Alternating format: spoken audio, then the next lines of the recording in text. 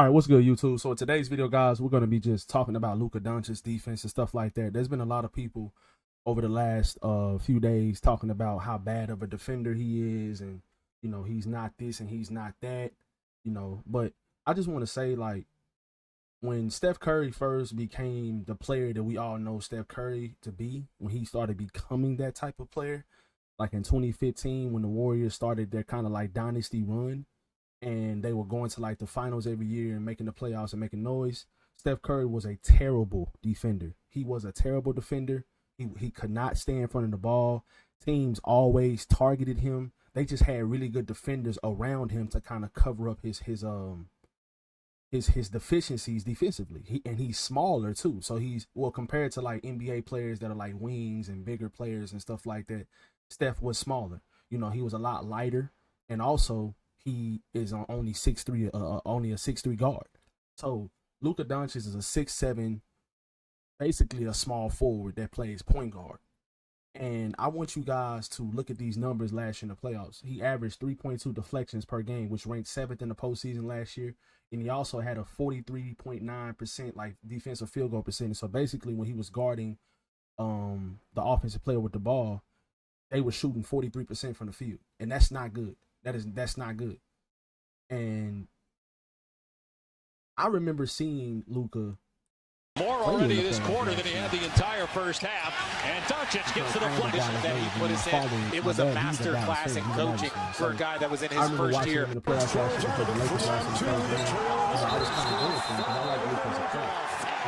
Harden looking to shake Luka. He said it multiple times. Harden Luka is actually moving his doesn't get over. And in this building, he's got 7. Dallas is at 7 threes. Luka being assertive to draw those bodies over further lob. Already this quarter than he had the entire first half. And Doncic gets the deflection that he put us in. It was a master class in coaching for a guy that was in his first year. Yeah, most of the time he's just like not trying.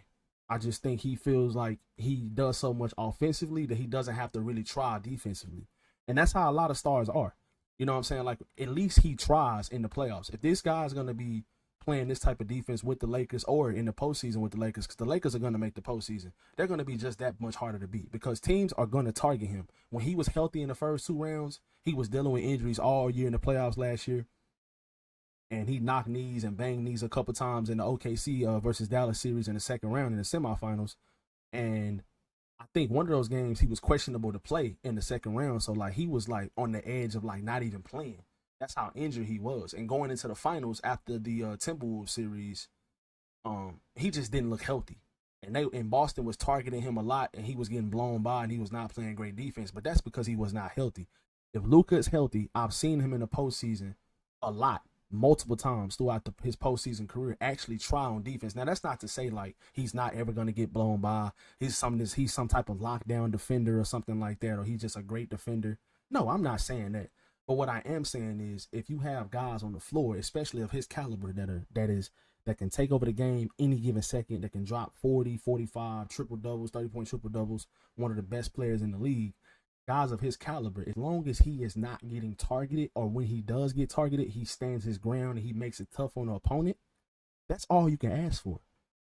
We're not needing Luka to be Kawhi Leonard, prime Kawhi Leonard. Like, it's Luka freaking Doncic, guys. Like, he's a great offensive player, amazing offensive player. He has the potential to be the best player in the NBA. And if he is anywhere near just solid defensively, what more can you want?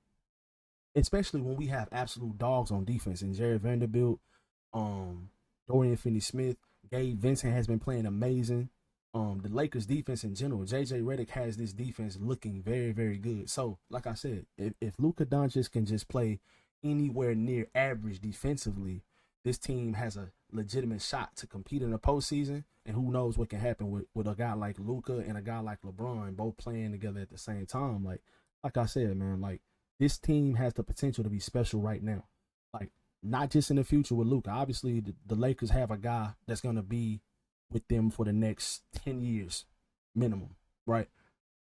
If he stays healthy, Luka is going to be a franchise star for a long time. Has the potential to be the best player in the world for a long time. So, I just want to let you guys know, like, Dallas natives are upset. Like, my barber, like, when I went to get my haircut the other day, he told me, bro, we beefing, bro. because he knows I'm a Lakers fan, but he's obviously, I'm a Dallas native, so I live here in Dallas. Dallas fans are upset. Like Nico Harrison, the GM for the Mavericks. Look at this post right here, guys. Nico Harrison has hired a full-time security team to guard his home after trading Luka Doncic. That's how mad the fans of some of the Dallas Mavericks fans are. This dude had to hire a security team. We have Luka. That's how much of a difference he makes. And on top of that, I understand like the Dallas natives, they feel like, we drafted this guy at 18, 19 years old. He was the guy that was supposed to be like the next Dirk Nowitzki. So I completely understand the anger. And I don't understand why Nico Harrison did this, because I love Anthony Davis, bro. He's one of my top 3 favorite players in the whole entire NBA. But at the same time, he's 31. Luka is 25. Luka has a bigger impact on teams offensively and just overall, just impact wise. Anthony Davis is head and shoulders above as a better defender. And Anthony Davis is one of the best players in the league. Don't get me wrong. He's an all-pro defender. He's an all-pro offensive player. And I do think he has a great impact on teams. But we all know at the last couple of years, Anthony Davis at times, he just has not been consistent at times. His motor is low at times, some games. But in the postseason, he always steps up. Him and LeBron both do. So the way they was playing before the trade deadline, before they did the Luka trade, was just so confusing because the team just needed another center, and I felt like they had a legitimate chance to contend. This team that we have now with Luka and Mark Williams and Dorian Finney-Smith and Rui, and not trading none of the main guys that we had that was contributing to the team, this team is better now. And Luka Doncic is a star. And he is a star of the Los Angeles Lakers, man. So I just had to let you guys know like how I've been seeing a lot of people say like Luka is this defensively and that. Like I said, Luka is not just a dominant defensive player like Anthony Davis was. But at the same time, let's pump the brakes. Let's actually watch this guy play defense. Let's look at the numbers, especially at the most important time of the season, in the postseason. So if he can do that in the postseason, what makes you think he's not capable of doing that in the regular season? He just wasn't trying all the time. He wasn't.